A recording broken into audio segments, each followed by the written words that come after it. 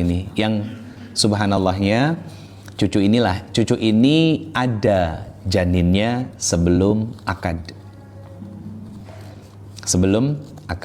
Allahu alam ya, memang itu ujiannya ya, masya Allah. Cuman memang dari awal memang ibu ini nggak setuju sama calon menantunya.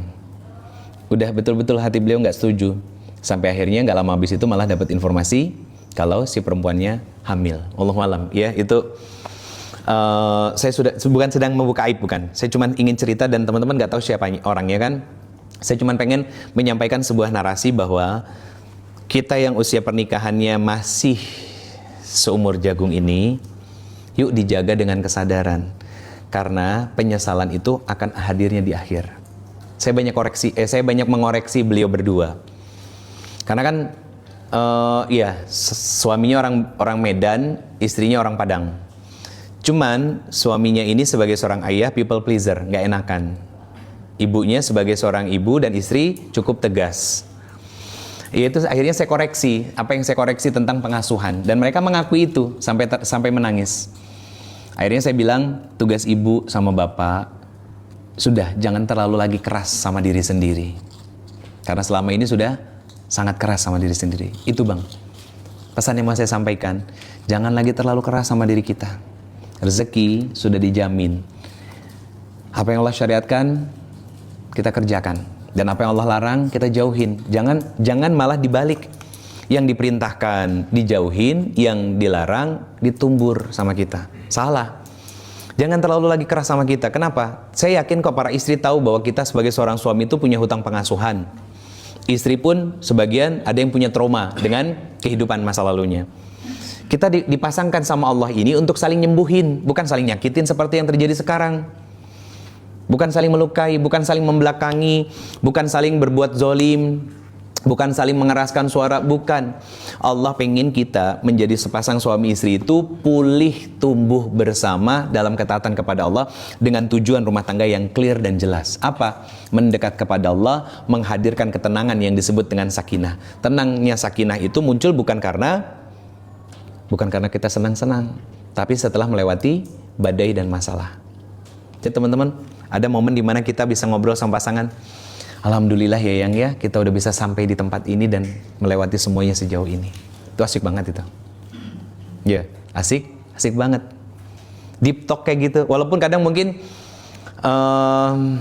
respon dari pasangan kita, misalkan yang ngomong istri, respon dari suami cuman flat aja begitu ya. Tapi sebetulnya dia merasakan apa yang disampaikan sama istrinya.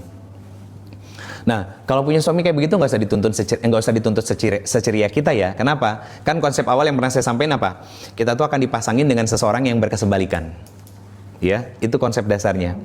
Jadi kalau yang satunya lelet, pasti yang satunya satset. Nah, udah ya pokoknya tahu sama tahu lah ya. Porsi masing-masing ya. Nah, udah nggak usah dibahas jadi masalah. Oke? Karena itu udah setelan pabriknya begitu. Dan kita harus nerima.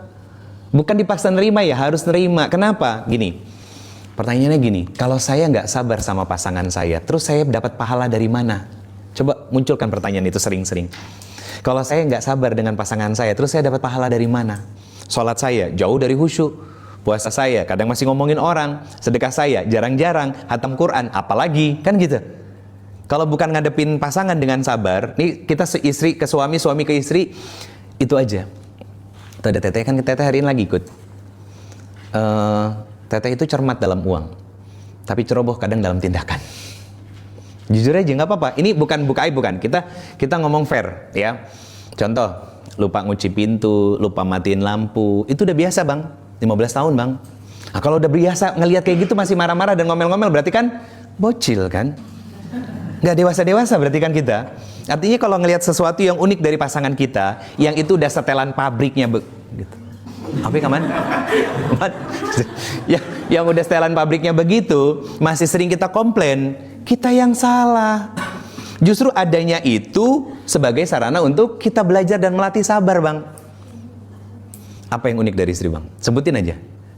Bebas. Yang istri diem dulu. Apa yang unik dari istri? Saya nggak mau nyebut itu kekurangan. Apa yang unik dari istri? Jangan sebut cerewet bawel. Itu udah setelan pabriknya begitu semua perempuan. Kalau dia cerewet, kalau dia bawel, berarti dia nyaman sama kita.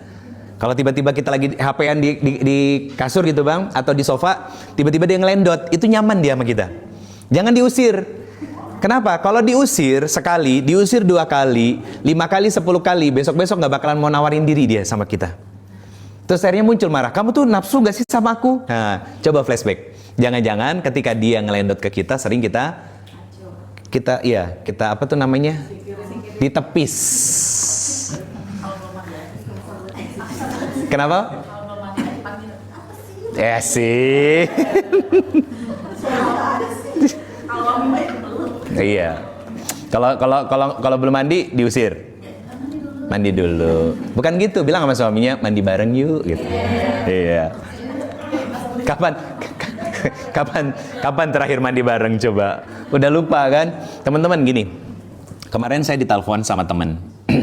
Dia orang TDA juga. Orang TDA, terus pengusaha, produknya itu Nice itu makanan empasi. Itu tetangga saya dulu satu komplek waktu masih tinggal di Geraha Raya, di Fortune. Beliau telepon punya produk bagus, produk kesehatan untuk laki-laki. Bukan obat kuat vitalitas, bukan, ya. Tapi untuk memboost hormon testosteronnya kita. Beliau nanya sama saya, Ustadz sepenting apa pembahasan tentang urusan kasur sama pasangan di depan jamaah? Saya bilang, urusan kasur antara sepasang suami istri itu separuh dari pernikahan. Kalau nggak dibahas, maka pernikahannya hanya berjalan dengan separuh nyawa. Karena di masyarakat kita kan masih tabu. Makanya kan kita kadang suka geli sendiri gitu kan. Itu karena kita nggak diajarkan tentang hal seperti itu. Coba kalau ngomongin masalah uang, karena dari zaman sekolah dulu kita hitung-hitungan akuntansi, nolnya banyak tapi duitnya nggak pernah ada. Iya benar. Bahkan sampai kuliah juga begitu kan. Baru masuk ke dalam dunia kerja, baru pusingnya kerasa. Kita selalu diset dengan sesuatu yang sifatnya, kita selalu dicokokin dengan hal-hal yang sifatnya, teori.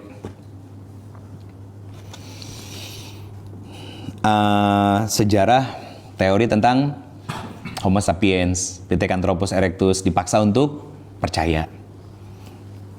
Laba rugi sebagai neraca dalam akuntansi. Kepake nggak di dunia kehidupan nyata kita sebagai suami dan istri? Nggak kepake. Yang penting kita tahu, ya, beli sekian, uang sekian, kembaliannya berapa? Biar nggak dibodohin orang, kan selesai. Masalah laba rugi itu bukan ranahnya kita, kecuali kita mau jadi seorang profesional, itu beda lagi. Terus kita di-set juga di ilmu ekonomi, modal sekecil-kecilnya, keuntungan sebesar-besarnya. Itu kan orang-orang kapitalis kan, sekuler. Adam Smith kan itu teorinya kalau nggak salah, ngajarin kita untuk rakus, greedy. Makanya akhirnya terbentuk anak-anak Gen Z sekarang, anak-anak milenial sekarang yang pengen kaya jalur shortcut. Bukan cuma pengen kaya, pengen kerja jalur orang dalam. Iya, kan kemarin sempat ramai katanya ya, ada yang ngomong katanya nggak suka dan pengen memberantas orang dalam begitu. Padahal tangan kanan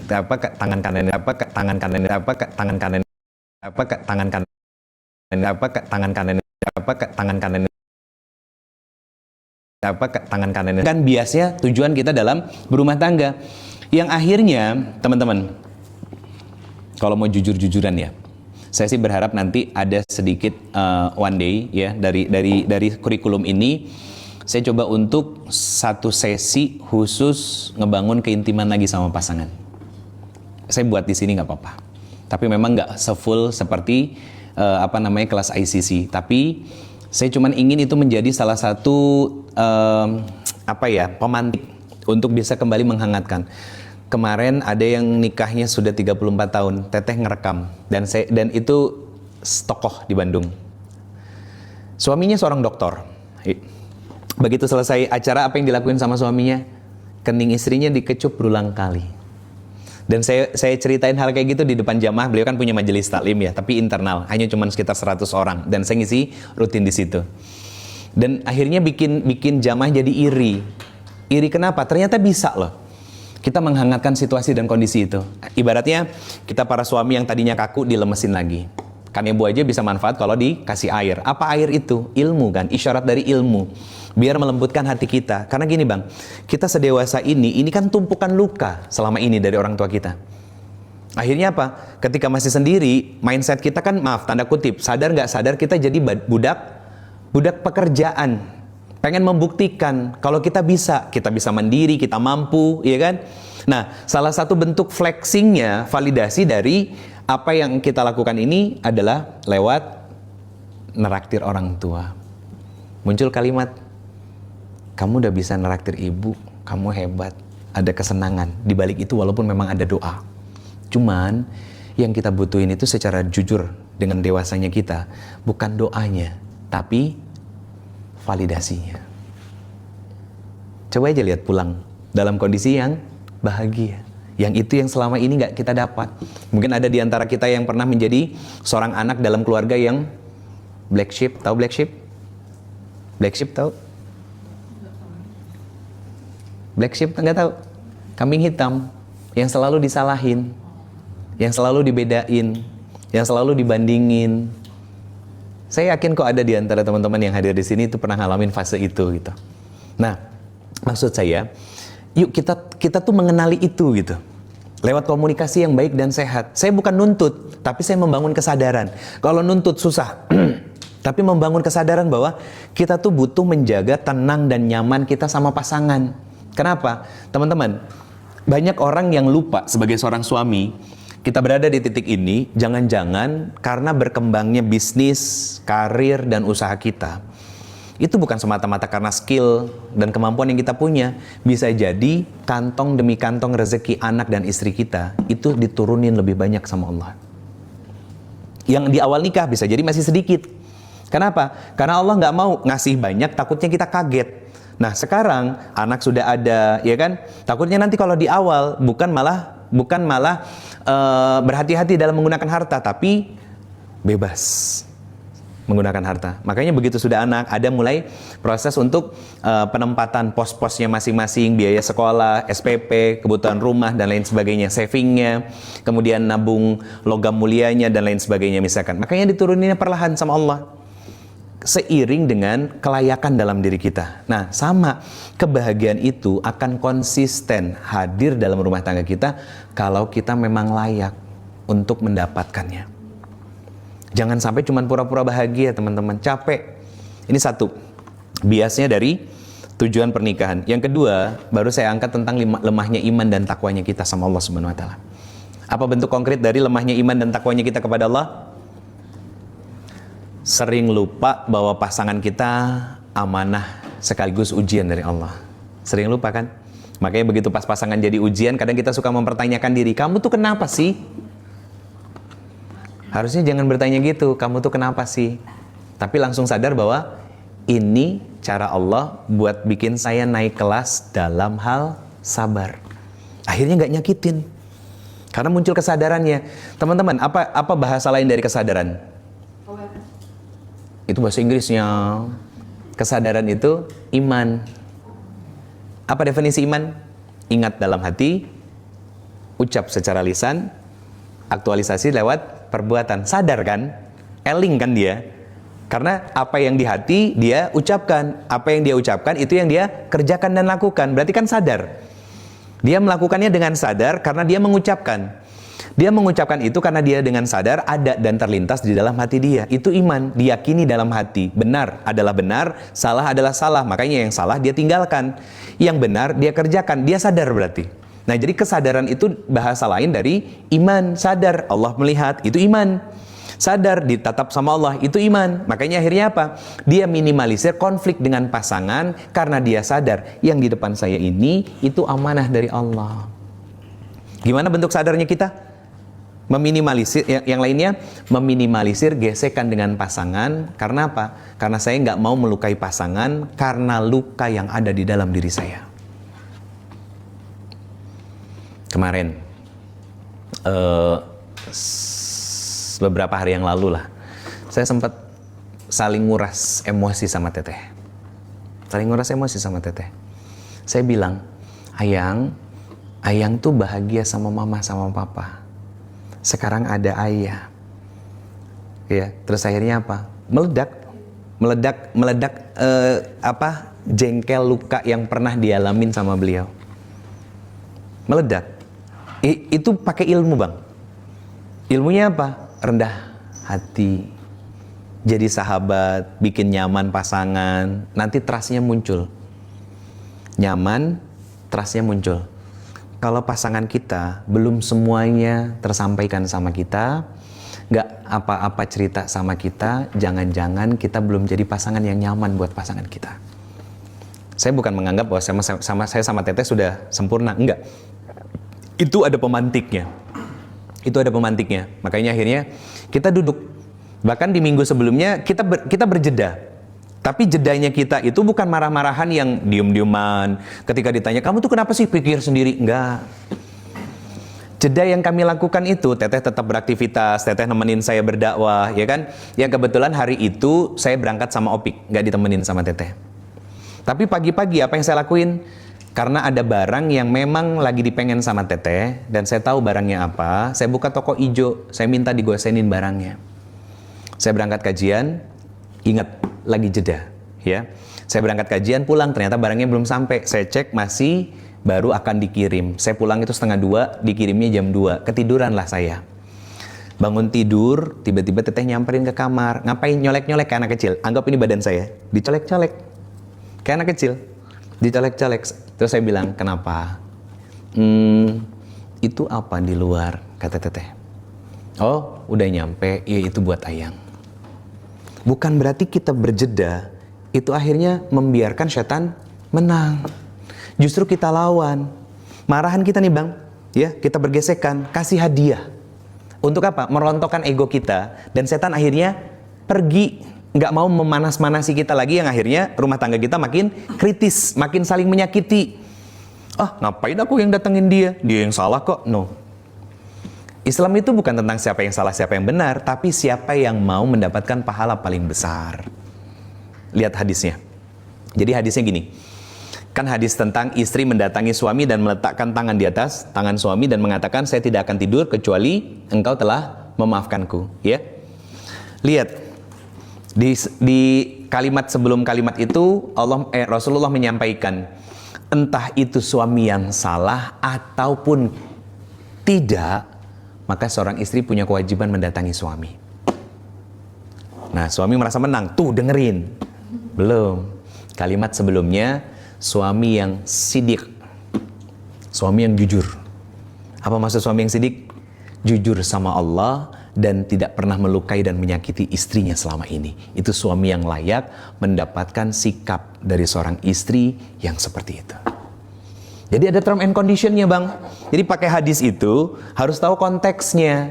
Nah, sekarang pertanyaannya, kita sudah menjadi seorang suami yang sidik belum? Yang jujur belum? Atau jangan-jangan malah selama ini kita sering menyakiti dan melukai hati istri?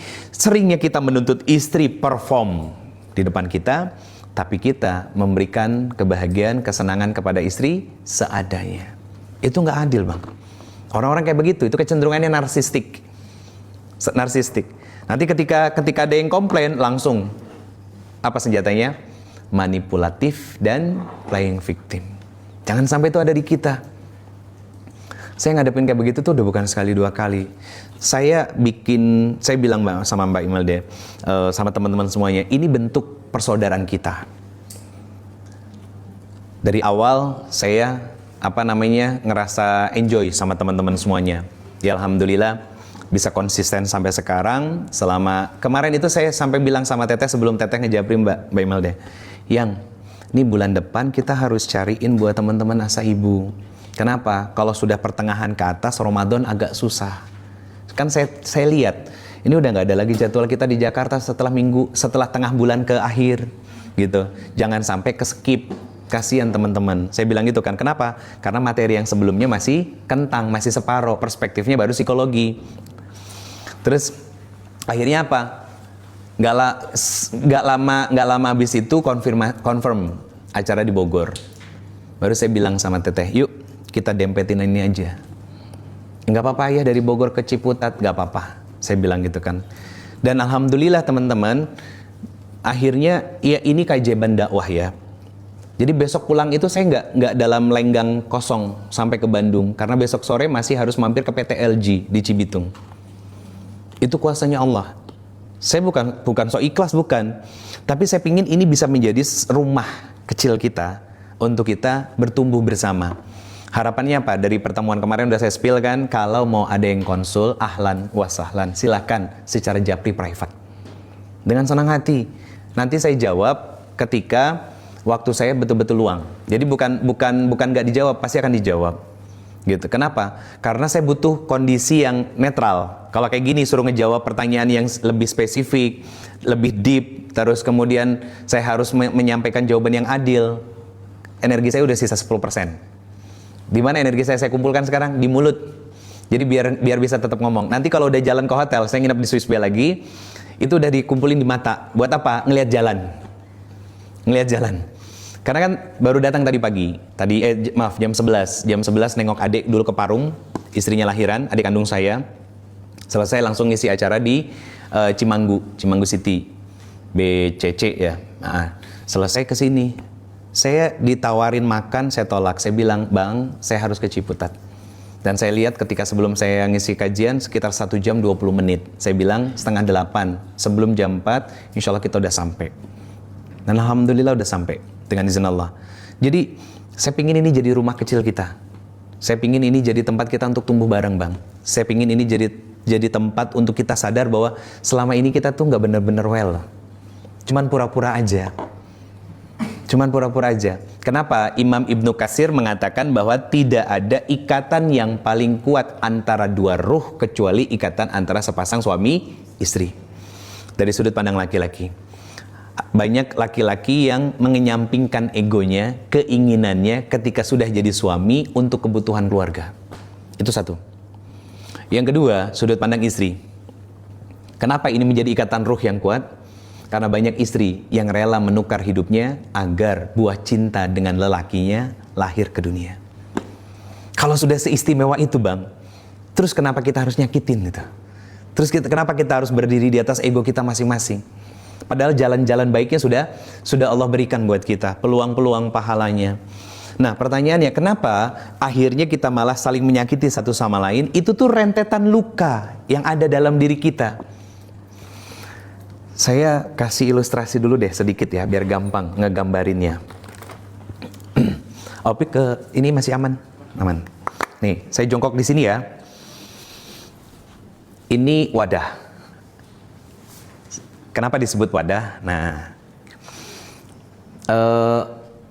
apa bahasa Indonesianya kolbu? Salah. Kolbu itu wadah. Jadi teman-teman bahagia, yang bahagia itu kolbu. Teman-teman sedih, kecewa, yang terluka itu kolbu. Dan di sini menjadi tumpukan berbagai macam kebahagiaan, kesenangan, luka, dan kecewa selama ini. Makanya kata Nabi SAW, kalau kolbunya baik, berarti bahagia, maka sikap perilakunya juga baik, jasadnya baik. Tapi kalau misalkan kolbunya sakit, wadahnya kotor, berarti sikap perilakunya juga mencerminkan orang yang sedang sakit. Dan akhirnya melukai orang lain, itu kita. Kenapa, Bang, tiba-tiba diingetin yang sederhana, yang simpel? Mas, belum sholat. Iya, nanti aku sholat. Nah, tiba-tiba marah begitu. Itu badannya yang defensif. Padahal istri cuma ngingetin sholat. Kenapa? Karena saat kecil dia pernah diomelin sampai habis-habisan karena telat sholat. Itu defensifnya. Sadar nggak kita dengan itu? Nggak sadar. Ini ada dalam diri kita. Makanya orang Barat mengistilahkan hal seperti ini dengan istilah inner child. Itu sifat defensifnya kita yang sekarang dewasa. Abang, misalkan ketika diingetin sesuatu, jawabannya iya aku tahu. Kenapa? Bisa jadi ketika kecil sering diremehin. Padahal maksud istri bukan ngeremehin kita, tapi menyelaraskan apa yang jadi kegelisahan istri dengan apa yang jadi tujuan suami melakukan kebaikan. Bukan istri so tahu, Bang. Itu luka-luka itu ada loh. Kenapa? Ada misalkan istri yang lelet, nggak satset. Kenapa? Dia sering terluka dengan beban harus cepat. Ketika dia menemukan zona nyamannya, dia memilih untuk lebih santai. Gak usah diminta cepat. Makanya saya dari dulu mau pergi kemana-mana akan selalu minta teteh dandan lebih dulu. Kenapa? Perempuan cukup lama dandan. Baju disimpan di atas kasur semuanya, kerudungnya, ya. Dicoba yang satu, muter, ganti baju berikutnya. Keluar baju yang lain yang dipakai. Sama, defaultnya sama, ya sayangnya, sama-sama perempuan. Makanya saya sampai bilang sama teteh, ini saya pelajari dalam bang. Apa yang saya pelajari? Se-Aisyahnya Aisyah itu tetap Aisyah, wanita. Tapi bedanya, Aisyah ini berada di tangan laki-laki yang tepat. Nah pertanyaan saya sederhana, kita laki-laki yang tepat nggak untuk mengajak para istri ini sebagai gerbong kita menuju surganya Allah Subhanahu Wa Taala? Jangan sampai malah kita diseret sama istri kita, dilemparin ke dalam neraka, bukan ngikut ke neraka, bukan. Kenapa nanti istri kita cerita sama Allah, ya Allah, mata saya tidak pernah melihat kebaikan dari suamiku. Ya Allah, yang saya dengar dari telinga saya adalah kata-kata dan kalimat-kalimat yang meninggi, yang menyakiti saya. Hati saya, ya Allah, selalu menjadi tempat untuk berkumpulnya berbagai macam kecewa dan luka. Itu kan suami istri yang adu alakum. Satu sama lain saling mendurhakai, memojokkan dan lain sebagainya. Kenapa? Karena kita berjalan di muka bumi dengan iman dan ketakwaan yang lemah. Akhirnya apa? Dikuasai oleh hawa nafsu kita. Ini ego. Seriusan, ini ego tuh ini. Ego tuh seperti itu. Karena pengennya di ngertiin, dipahamin, diduluin. Nah itu ego. Karena dulu. Kenapa dia pengen diduluin? Karena biasa jadi dia selalu diakhirkan. Kenapa dia pengen didengar dan gak peduli dengan nasihat pasangannya atau istrinya? Karena selama ini dia selalu dikucilkan, diremehin. Itu inner child tuh begini. Konsep dalam Islam sama. Gak usah jauh-jauh makanya. Kalau ditanya, kenapa akhirnya ini jadi agak error? Jawabannya ada di Quran surat ke-43. Ayatnya 36. Az-Zukhruf. Teman-teman bisa buka deh. Surat 43 Az-Zukhruf ayat 36. Apa kata Allah Subhanahu wa taala? Wa may ya'shu an dzikrir rahman, ketika kita mulai kendor kualitas ibadahnya sama Allah, maka siapa yang jadi sahabat kita? Qarin, bukan setan. Disebut qarin, lihat. Fahuwa lahu qarin. Jadi bukan cuma sekedar setan. Qarin itu siapa? Jin yang ada di dalam tubuh kita, yang masuk dalam semua peredaran darah kita. Kapan dia ada di tubuh kita? Dari detik pertama kita lahir sampai Allah wafatkan kita. Berarti Qarin punya rekam jejak kapan kita terluka, kapan kita dikucilkan, kapan kita nggak dianggap, kapan kita disakiti, betul kan? Akhirnya dialah yang menghembuskan di dada kita untuk merasa jengkel, untuk menolak nasihat, untuk pengennya didengar, untuk pengennya diutamain. Makanya Allah kasih obatnya, antidotnya apa? Ayatnya, ya ayyuhallazina amanu dkhulu fi silmi kafah. Lihat lanjutan ayatnya. Wala tattabi'u khutuwatis syaiton. Sungguh-sungguh belajar Islam dan ngamalin. Jangan jadi muslim permukaan doang. Tapi jadi seorang muslim sejati yang mau belajar Islam dengan sepenuh hati. Bagaimana memperlakukan istri, bagaimana sikap kepada suami dan lain sebagainya. Dan Allah ngingetin kita, wala tattabi'u khutuwatis syaiton. Jangan ngikutin langkah setan. Apa maksudnya? Tipu daya setan. Salah satu gambaran tipu daya setan yang paling konkret apa? Ya aku begini, kan dari dulu kamu tahu aku begini. Tuh. Egois kan orang begitu? Iya ini. Dia sedang dikuasai oleh Qarin. Dia lupa tentang mana benar, mana salah. Biasanya kalau udah egois kayak gitu, apa yang terjadi? Lupa sama kebaikan pasangan. Pertanyaan saya, ada yang seperti itu di sini? Banyak, itu kita. Itu kita teman-teman. Kita menganggap bahwa kita seolah-olah baik-baik aja semuanya. Enggak, yang ngoreksi Quran bukan saya. Tapi saya bisa menjelaskan secara komprehensif, detail tentang mental health issue yang sedang kita rasakan dari sudut pandang Al-Quran dan Sunnah. Bukan dari sudut pandang psikologi barat, bukan. Islam itu komprehensif loh, teman-teman semuanya. Cuman masalahnya kan kita nggak sungguh-sungguh dekat sama Islam. Cuman sekedar Islam di KTP, sholat, nutup aurat, puasa ya puasa, kemudian lebaran haji kita Idul Adha, sholat, kalau ada rezeki kita kurban. Itu namanya amaliyah makro. Pahalanya ada, tapi sering lupa dengan amaliyah yang sifatnya mikro. Teman-teman, ada yang ngerti tentang ekonomi kan? Ketika kita membuat sebuah visi besar, biasanya ada turunannya kan? Betul kan? Ketika kita mau mencanangkan sebuah tujuan besar, ada turunannya tentang tahapan demi tahapannya yang harus kita lakukan. Sama untuk mendapatkan sebuah pahala yang besar, sholat. Yang paling real konkret dari benar dan salahnya sholat kita apa? Bagaimana perilaku dan sikap kita sama orang terdekat. Ayang, baterai sosialnya udah habis ya. Udah ngantuk berat ya Salihah ya. Mau ke mobil sayang? Enggak. Maaf ya, istri saya baterai sosialnya terbatas. Dari tadi saya udah ngelihat mukanya udah pucat aja, udah tinut-tinut itu kalau Ultraman itu. Ya kan, Ultraman kan di sini kan tinut-tinut gitu kan gitu. Jadi harus segera pindah tempat kalau Ultraman kan. Sama, Teteh juga harus pindah alam, tidur maksudnya. Udah tinut-tinut. Usil saya iya. Jadi teman-teman, saya bukan sok-sokan, Bang. Bukan pengen dicontoh, bukan. Bisa kok. Kita bisa. Saya jujur nih ya, saya juga laki-laki yang pernah punya inner child. Saya anak pertama, berdarah Minang, terusir dari rumah, dikucilkan keluarga, hidup sebatang kara, bahkan pernah di momen hari ini puasa, besok buka, hari ini puasa, besok buka. Tinggal di warnet punya teman, yang kalau buka puasa, cuman minum air putih, sampai bibir saya pecah dan bernanah, Bang. Pernah ada di satu momen, saya pengen menunjukkan saya bisa. Ya, untuk membuat bangga keluarga, padahal itu salah. Apa? Saya pergi ke Jakarta, saya kerja.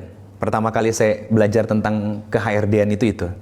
Tapi di balik itu semua saya nggak pernah ngerasa puas. Saya nggak pernah ngerasa puas. Apa yang saya kejar? Kemudian dunia entertain. Saya drummer sebuah band yang dikontrak sama Star Mill. Dapat duit lagi, dapat.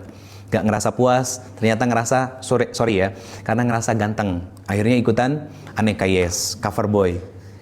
Sudah selesai seperti itu, ternyata apa? Oh, seorang model itu harus good looking bukan hanya secara face, tapi saya senang olahraga. Akhirnya ikutan apa? Elemen body contest. Dikejar semua sama saya, Bang. Cuman untuk dapat tepuk tangan dan validasi dari orang. Puas? Gak ada puasnya sama sekali. Sampai akhirnya ketemu titik balik.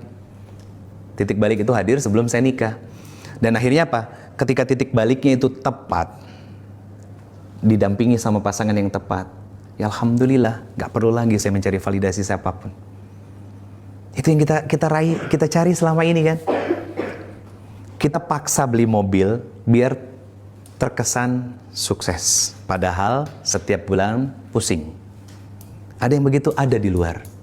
Kita paksa beli rumah biar terkesan sukses, padahal melanggar aturan Allah misalkan. Udah kesampingin itu, hal-hal seperti itu.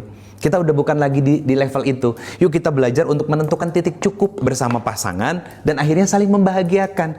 Kesampingkan ini, beneran, ditekan, dikendalikan hawa nafsu itu, ego kita, luka kita, kecewa kita. Kita tidak akan pernah bisa memaafkan kesalahan orang lain kalau kita tidak pernah memaafkan setiap takdir yang sudah terjadi dalam kehidupan kita. Luka kita, kecewa kita, sakit hati kita, nggak akan pernah bisa. Yang ada malah akhirnya menjadi trigger, ya kan, untuk kita melukai orang-orang terdekat. Pertanyaan saya, ributnya kita sama pasangan, sering mana? Masalah sepele atau masalah besar? Sepele. Ini triggernya. Lukanya masa lalu, tapi apesnya yang push the bottomnya pasangan. Ribut kan akhirnya. Yang seolah-olah yang satu ke kiri, satu ke kanan. Padahal karena masalah ini, kita pernah dikecewain, kita nggak diapresiasi, ya kan? Kayak contoh, kita nggak dianggap. Kita ngingetin istri ngeles, marah langsung kita. Istri ngeles itu, ya, bukan maksud untuk mendenial nasihat kita, menolak nasihat kita. Penjelasan istri bukan sebuah excuse, tapi sebuah narasi yang menjelaskan proses salahnya. Proses salahnya. yang ketangkep sama kita karena perempuan mau ngomong B, mulai dari A lompat ke M lompat ke O, muter dia. Jengkel kesel kita, keburu naik emosinya karena dulu pernah kita ngalamin momen tidak dihargai, tidak dianggap. Itu kita, Bang. Itu kita. Karena orang yang tahu rasa jeruk itu manis atau asam, orang yang sudah memakannya. Saya bisa menjelaskan detail seperti ini, ketemu acuan dalilnya karena saya pernah ngalamin hal yang sama. Kita semua sama, pernah terluka, pernah kecewa. Saya tanya sama Teteh, apa saya pernah membahas sedetail dan sedalam ini bahkan di kelas ICC? Nggak pernah, nih tanya sama Opik. Dia sebagai tim medianya di event kemarin, nggak pernah. Karena saya menganggap kita semua saudara di sini. Dan saya nggak pernah menyalahkan orang tua saya, nggak. Makanya sederhana gini, kalau kita sudah islah, sudah menerima luka dan ketidaksempurnaan pengasuhan dari orang tua kita dulu, itu ada perbaikan hubungan antara kita dengan orang tua. Minimal nanya sering-sering, mamah lagi pengen apa, papa lagi pingin apa. Kalau jarang ngelakuin itu, berarti kita masih terlalu dalam lukanya. Simple. Itu KPI-nya, itu barometernya. Jadi akhirnya kalau bisa masuk ke dalam ranah itu, teman-teman semuanya, apa yang terjadi? Saling menyembuhkan. Itu istilah dari kalimat libasa. Menutupi. Apa yang menjadi luka kita ditutupi sama pasangan kita. Apa yang jadi kecewa kita ditutupi sama pasangan kita. Itu libasa. Itu rumah tangga tuh gitu. Bukan malah saling merobek pakaian dan akhirnya saling membuka aib dan melukai serta menyakiti satu sama lain. Kita semua ini kan nggak baik-baik aja. Dan tidak terlahir dari keluarga yang sempurna. Nggak ada keluarga yang sempurna di muka bumi ini. Bahkan pengasuhan Nabi SAW pun digambarkan dengan ketidaksempurnaan. Beliau lahir SAW, ayahnya sudah nggak ada. Beliau diasuh dengan ibu, nggak lama, dititipkan kepada Bani Sa'diyah. Dikembalikan kepada ibu, ibunya meninggal, dititipkan kepada kakek dan pamannya. Pertanyaannya, kenapa dititipkan kepada kakek dan pamannya? Biar tidak mengalami yang namanya fatherless. Punya role model sebagai seorang laki-laki sejati. Abdul Muthalib itu salah satu tokoh sentral Bani Hashim. Kemudian diturunkan kepada pamannya, Abu Thalib. Sama, pejuang yang sangat lapang dan sangat penyabar dengan kondisi ekonomi yang apa adanya. Mengajarkan tentang nilai-nilai kezuhudan. Itu kan nilai baik ya. Makanya sekarang cari, Bang, siapa yang bisa kita jadikan role model? Kakak angkat kah, ya, saudara angkat kah, guru kah, dan lain sebagainya. Siapa yang menyembuhkan saya? Saya masuk ke keluarga Teteh, diterima ahlan wa sahlan sama keluarga beliau. Itu yang menyembuhkan saya. Itu yang membuat saya berikhtiar untuk sembuh dan pulih, teman-teman semuanya. Punya istri yang solihah. Saya selalu dapat apresiasi dari papa dan mama, dari Teteh. Saya diterima. Dan akan selalu seperti itu loh. Nah, kalau sudah seperti itu, ya, dan dapat jalur seperti itu, disyukuri sama kita, maka siap-siap apa? Melesat. Melesat dalam keberkahan. Bukan untuk flexing lagi, bukan untuk nyari validasi lagi, tapi mengambil peran dalam keberkahan dan kebermanfaatan. Pertanyaan saya sederhana. Apa nilai kebermanfaatan kita sampai usia seperti sekarang? Itu koreksian diri. Apa nilai kebermanfaatan kita sampai usia sekarang? Kalau cuma sekedar ngasih nafkah sama pasangan, sebagai seorang suami misalkan, orang kafir jauh lebih jago, bahkan lebih tajir daripada kita. Rumah kita RSSSSSS, rumah sangat sederhana sekali sehingga selonjor saja sikil-sikil saya sakit. Orang kafir lihat di pik 1, pik 2, pik 3, pik 3 saya masuk. Terakhir yang saya lihat ya itu udah beberapa tahun yang lalu gitu kan, 46 juta per meter persegi. Itu per meter persegi, Bang. Berarti kan kalau mau bikin 1 kali 2 hampir 100 juta. Cuman buat makam, kan nggak mungkin cuman tok-tok cuman 2 meter kali 1 kan gitu. Berarti kalau nanti yang layat datang ziarah, ziarah dan ngedoain kan berada di tanah orang lain dan lain sebagainya. Itu kalau cuman itu jadi standar baik kita, kalah kita. Apa yang membedakan orang kafir dengan kita muslim? Akhlak. Itu identitas kita. Akhlak meliputi apa? Sikap, perilaku, ucapan. Ini akhlak. Sikap, perilaku, ucapan. Kepada siapa? Kepada orang terdekat. Kepada orang terdekat. Dan akhlak ini itu muaranya adalah hati. Jadi kalau hatinya penuh dengan luka, kecewa, pasti sikap, ucap, perilaku pasti melukai dan menyakiti orang. Tapi kalau hatinya penuh dengan kebaikan, kebersyukuran, kebahagiaan, kesabaran, penerimaan setiap luka dan takdir yang terjadi dalam hidupnya, maka sikap, ucap, perilakunya baik. Ini identitas diri kita. Jadi sebetulnya ini belajar tentang kayak begini, ini ilmunya disebut apa? Tazkiyatun nafs.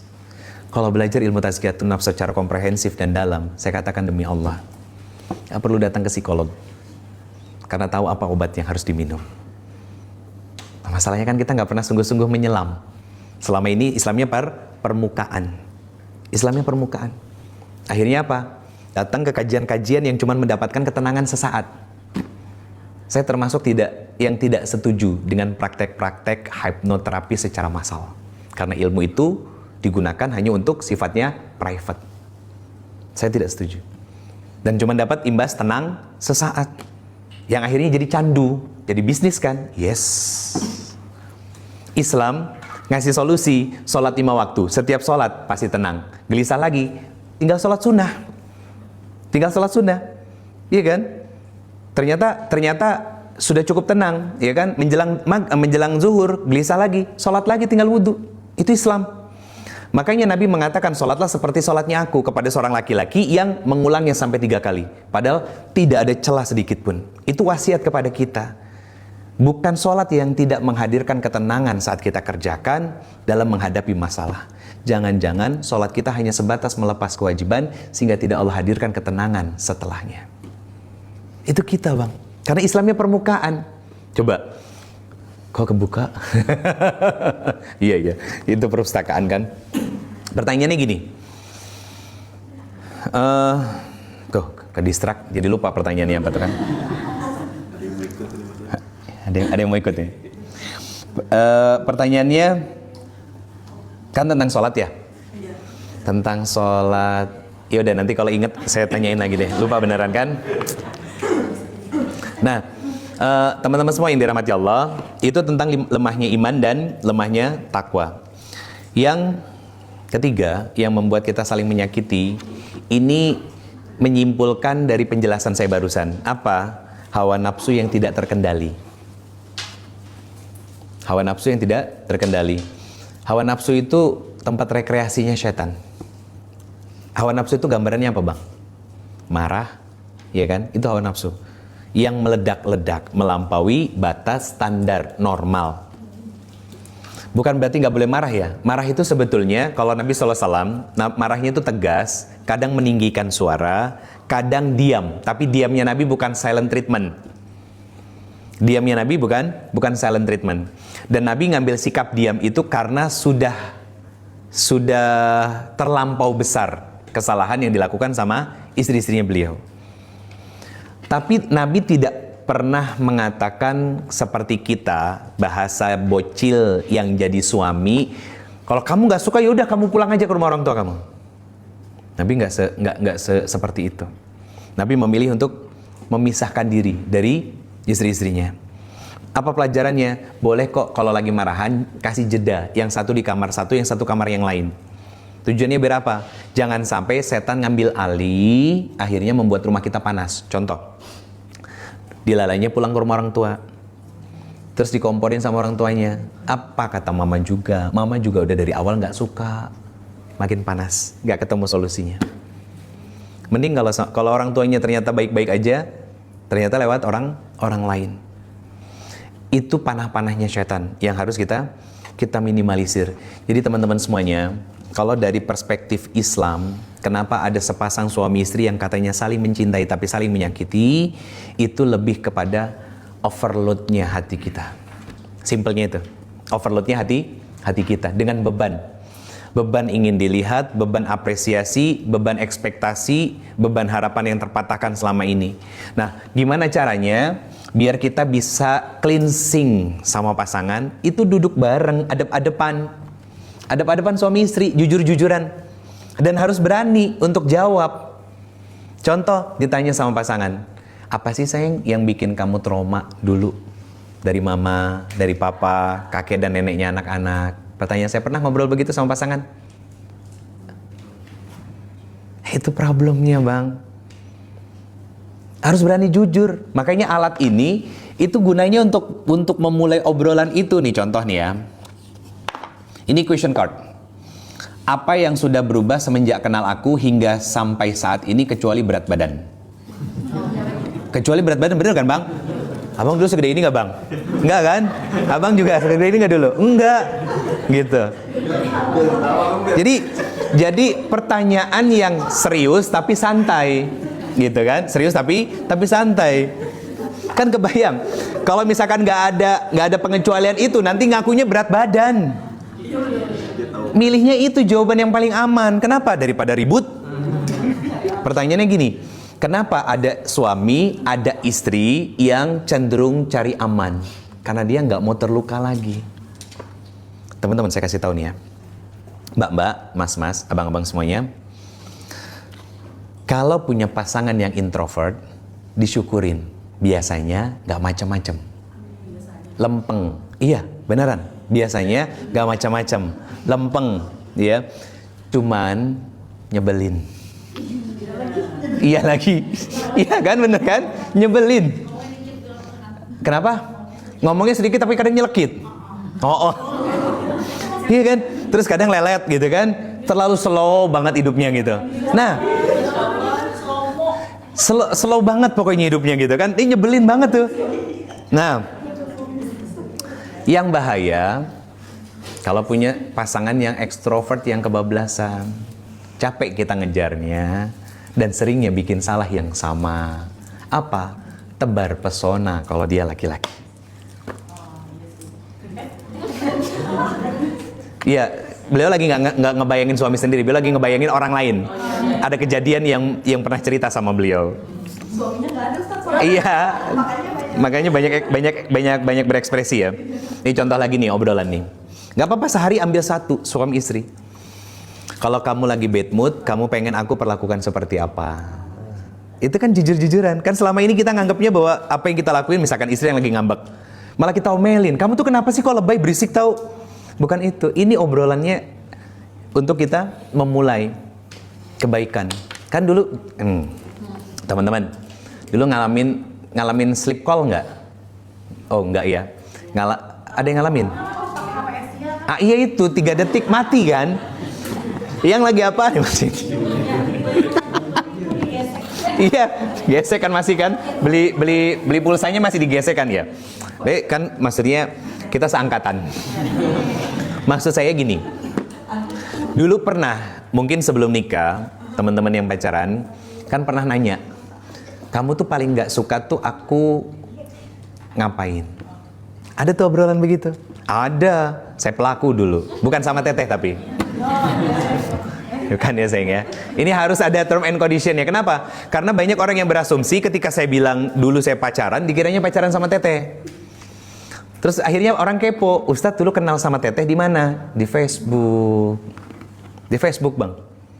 Berarti kan nggak pernah ketemu, nggak pernah ngelihat wujudnya, nggak pernah ngobrol secara langsung, nggak. Saya taruhnya sama mama papanya justru. Dan akhirnya apa? Gelombang tsunami-nya kerasa di pernikahan. Kerasa di pernikahan. Dan Masya Allahnya, Allah jaga sampai sekarang dan semoga Allah jaga terus. Bukan karena ngerasa benar, bukan. Tapi kita mengupayakan. Ibaratnya gini, kalau perahunya itu mulai bocor, jangan sibuk nyalahin. Karena yang ada nanti air makin banyak masuk. Apa yang dilakukan? Dikuras, jangan ditambal dulu. Kenapa? Dikeluarkan pertolongan pertamanya apa? Dikuras dulu. Karena nggak mungkin bisa ditambal, basah, iya kan?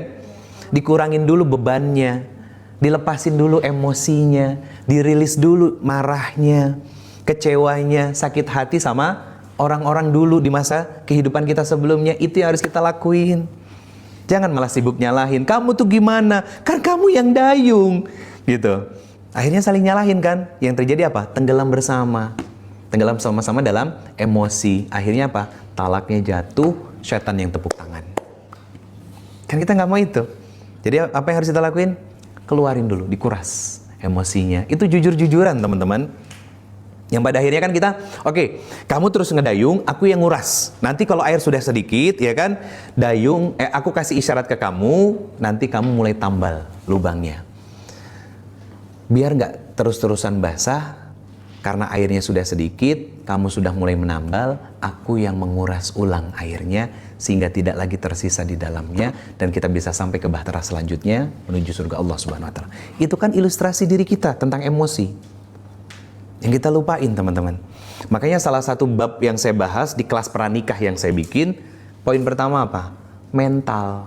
Ini poinnya. Mengenali luka-lukanya kita dan kecewa-kecewanya kita. Seberapa penting? Oh, sangat penting. Karena isyarat Qur'annya Robbana hablana baru min azwazina. Sebelum ngomongin pasangan, ngomongin diri kita dulu. Sama kan di Quran surat At-Tahrim ayat ke-6.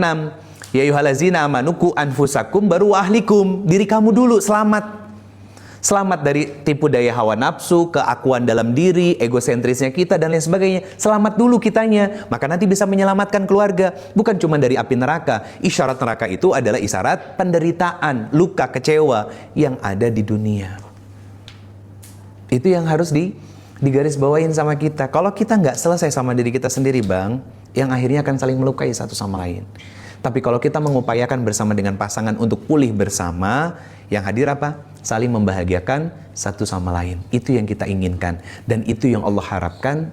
Makanya muncul isyarat-isyarat ayat seperti itu. Itu yang bisa saya sampaikan teman-teman. Games dulu ya sebentar yuk. Ada yang mau jadi, yang pasangannya ada dan mau jadi volunteer secara sukarela, maju.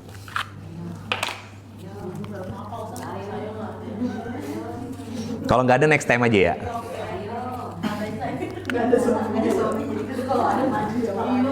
Ayo, yang mau jadi volunteer. Ini bukan buka-bukaan aib, bukan. Biar tahu aja teman-teman cara mainnya gimana.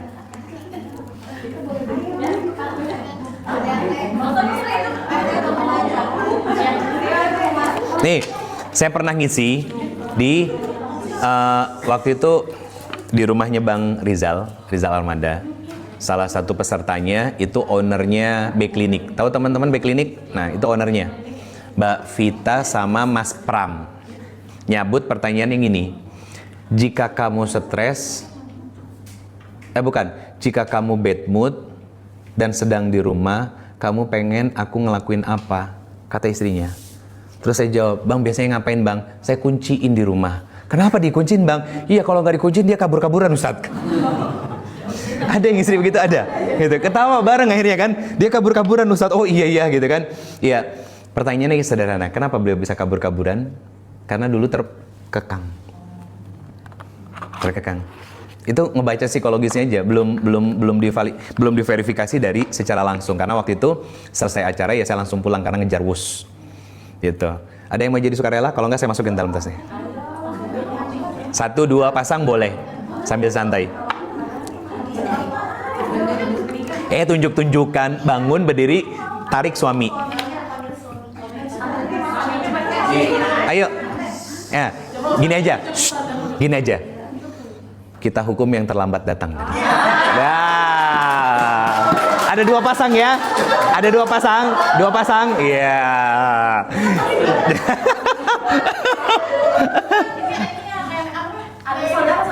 Iya kan? Betul. 2 pasang kan tadi kan? Ayo. Bangun. Ayo Bang. Nggak apa-apa. Ayo. Nggak. Sini sepasang. Nanti gantian. Ayo. Sini sepasang. Samping kanan saya. Oh, tante sama ponakan? Yang mana tantenya? Kenapa ponakan selalu lebih besar daripada tante? Karena biar tantenya tidak semena-mena. Hah? Kenapa? Oh iya. Oh, Masya Allah. Karena kebaikan itu sebelah kanan, saya mulai dari sebelah kanan. Ya. Ya. Karena biasanya umumnya ladies first, sekarang yang mulai laki-laki duluan. Ya. Abang ambil 1 Bang. Bebas.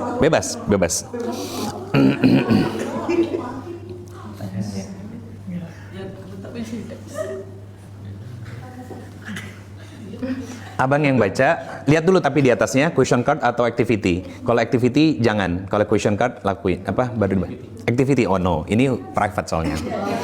Gak boleh. Bebas. Abang ambil aja. Coba lihat dulu, question apa activity? Question, boleh nanya sama mbaknya. Dia ketawa dia. Apa pertanyaannya? Apa fantasi hubungan intim kamu? Ais, no, jangan. Ini nggak boleh.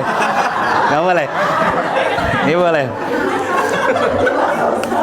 Ini terlalu intim. Walaupun question kan. Tuh, kalian aja ketawa kan? Gimana bayangin berdua coba? Jangan.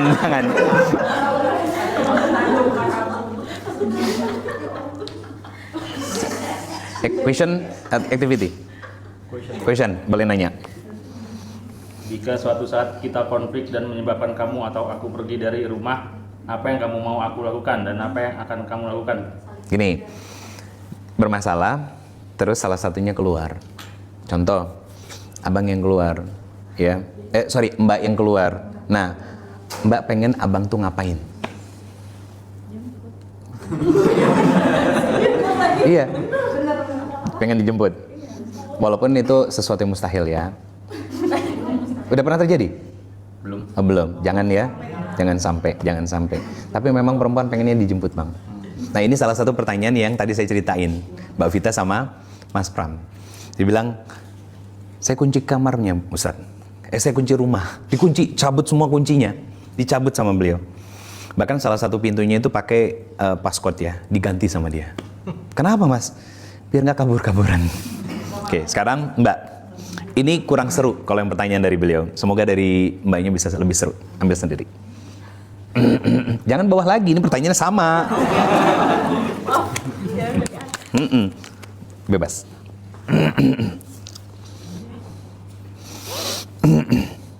Question apa activity? Pertanyaannya? Sama yang tadi lagi. Sama tuh. Sehati. Oh, yang fantasi tadi. Nah, berarti kan sebenarnya ada nyetrum-nyetrumnya gitu ya. Question card. Pertanyaannya? Sebelum tidur dan ketika baru bangun tidur, kamu paling senang aku berbuat apa?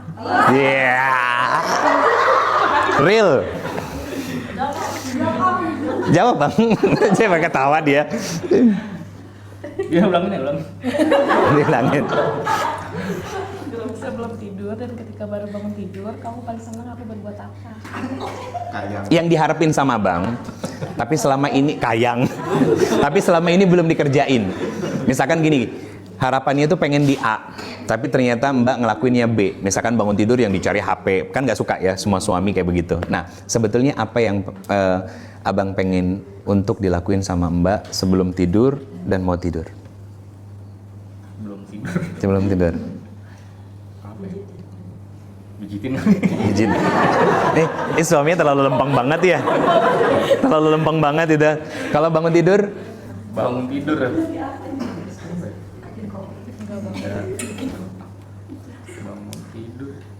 Dibangunin sih. Laki-laki kalau udah terlalu panjang mikir, itu bukan karena nggak punya ekspektasi, karena hidupnya terlalu lembek. Karena hidupnya terlalu lembek. Jadi nggak pengen ngapa-ngapain dan nggak pengen gimana-gimana sama istrinya. Nah, yang model kayak begini bagi istri kadang nyebelin. Karena suka narik sendiri, akhirnya ayo cepet gitu. Ngerasa kayak seolah-olah capek sendiri, betul? Oke, ini contoh aja ya, buat seru-seruan. Intinya nanti tinggal diobrolin di jalan atau di rumah. Karena nggak semuanya bisa diungkapin di sini, saya ngerti kok. Ya, monggo. Sekarang mbaknya dulu. Bebas. Question apa activity? Question. Apa pertanyaannya? Apa yang sudah berubah semenjak kenal aku hingga sampai saat ini? Jangan berat badan, Bang. Lebih sabar sih. Oh, Masya Allah. Masya Allah. Gantian abang yang cabut. Gak usah banyak-banyak. Yang tengah, Bang. Kayaknya yang atas takutnya sama. Yang tengah, bebas. Lihat dulu activity apa question? Activity. Oh no, cari yang question. Bebas. question. Pertanyaannya, Jika kamu sedang stres, baik di rumah atau di pekerjaan, hal apa yang bisa aku lakukan yang bisa membuatmu lebih nyaman? oke. Mbak kerja atau di rumah? Di rumah aja. Di rumah. Usaha. Oke, usaha kan, usaha bareng. Iya. Ya. Pasti kan ada titik stresnya, pasti ada titik overloadnya, ngerasa burnoutnya. Nah, Mbak pengen abang ngelakuin apa biar stresnya itu reda? Kenapa? Hah? Shopping. Oh jajan. Berarti normal kan? Nah, itu perempuan bang. Sesimpel itu sebetulnya. Nah pertanyaan saya, suka dilakuin? Sering. Justru maksudnya Beberapa kali. diajak, abang yang ngajak ya? Saya. Oh. Ini rata-rata sebagian besar suami di sini memang suami-suami yang tipikal lempeng ya. Kalau lempeng itu biasanya kurang inisiatif. Gak usah curhat sekarang. Gak usah curhat sekarang, ya. Susah. Kalau nggak punya kepekaan. Nah makanya ngaji ini semoga terasa. Karena apa? Allazina yunfikuna fis sarai wadoro. Kepekaan sosial itu bentuk iman yang kuat, kesadaran yang kuat, kematangan dan kedewasaan kita. Jadi kalau ada suami udah lempeng, nggak peka, bocah kayaknya ya. Nggak bohong bercanda. Itu sikap childish. Yang itu tadi masih fokusnya pada di. Alhamdulillah sih. Maksudnya gini, kalaulah memang harus istri yang ngajak, suami jangan ngegrutu. Karena itu stress release-nya seorang istri. Kalau dari diajak keluar, banyak cerita kan bang ya? Yang nggak penting kadang keluar ceritanya kan? Yang nggak penting apapun itu gitu. Nah, karena Aisyah itu rela nunggu Rasulullah pulang setelah safar. Cuman pengen cerita. Jadi kalau punya istri ceritanya sama kita, berarti dia nyaman sama kita. Dan jangan pernah dipotong, kecuali ketiduran. Itu di luar kuasa kita ya. Ini kartu untuk ngobrol hal seperti ini. Ini hanya contoh. Saya tidak ingin membuka lebih jauh, lebih dalam lagi karena ini kan sifatnya personal ya. Makanya di kelas ICC kemarin itu Intimate Couple Class saya bekali satu kartu ini. Tujuannya untuk apa? Kadang suka kita bingung mulai. Kan pada akhirnya kan ketahuan, ya kan? Dan akhirnya kalau kita sudah tahu, inisiatifnya akan muncul. Ketika ngelihat tanda-tanda burnout-nya, overload-nya pasangan kita, baik suami ataupun istri, muncul inisiatifnya.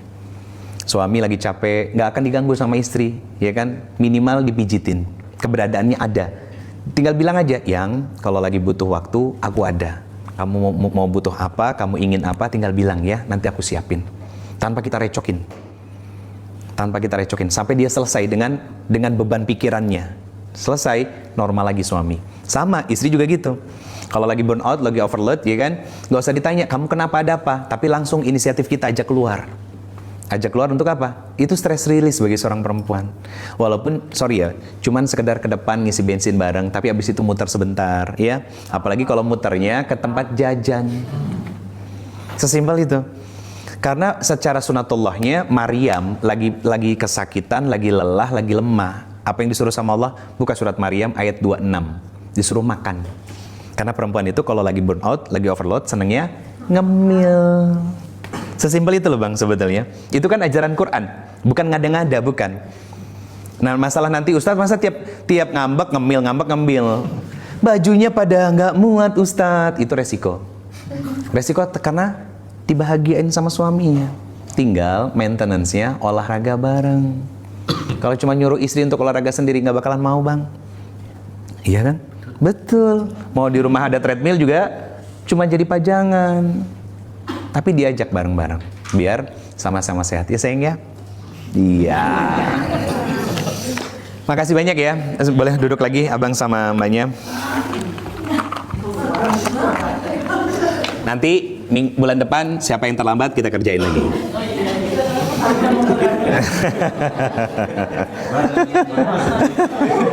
Besok habis maghrib pada datang. Tadi maghrib di sini sekalian.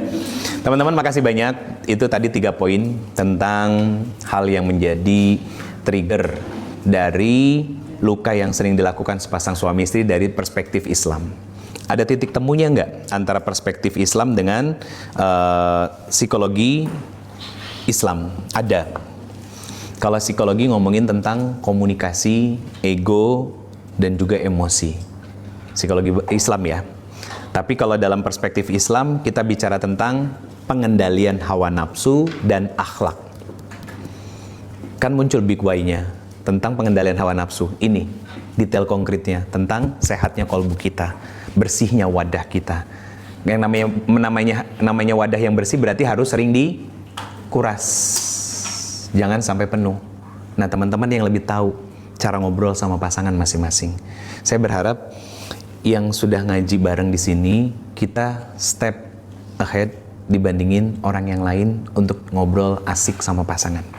Selangkah lebih maju daripada pasangan-pasangan yang mungkin jadi teman-teman kita yang mengalami hal yang serupa dalam kehidupan mereka. Ini hal yang mudah kok, teman-teman, untuk kita bisa memulai ngobrol bersama dengan pasangan. Yang susah itu menanggalkan ego di dalam diri kita, yang akhirnya selalu membenturkan, nggak jadi deh. Kenapa kamu kok nggak jadi? Nggak apa-apa kok. Hanya akhirnya bersembunyi di balik kalimat nggak apa-apa kok. Padahal ada something yang pengen kita sampaikan, ada kegelisahan yang kita rasakan, dan bahkan ada ketakutan yang kita sembunyikan. Teman-teman, semoga ini bisa menjadi tambahan ilmu, menyempurnakan di materi sebelumnya. Kunci rumah tangga yang bahagia itu paling utama adalah komunikasi. Kalau komunikasinya belum sehat, maka ada yang sakit dalam diri kita dan juga pasangan kita. Kenali itu lewat komunikasi yang lebih hangat. Istri, jadilah ibu yang hangat buat suami. Suami, jadilah kakak yang menyenangkan bagi istri Anda. Allahu a'lam bishawab. Teman-teman semuanya, makasih banyak untuk silaturahmi malam hari ini. Ada yang mau tanya? Nggak ada. Kita tutup sama-sama dengan mengucapkan hamdalah, istighfar dan doa kafaratul majlis. Alhamdulillahirabbil alamin. Astaghfirullahalazim, astaghfirullahalazim, astaghfirullahalazim. Subhanakallahumma wa bihamdika asyhadu an la ilaha illa anta astaghfiruka wa atubu ilaik. Assalamualaikum warahmatullahi wabarakatuh.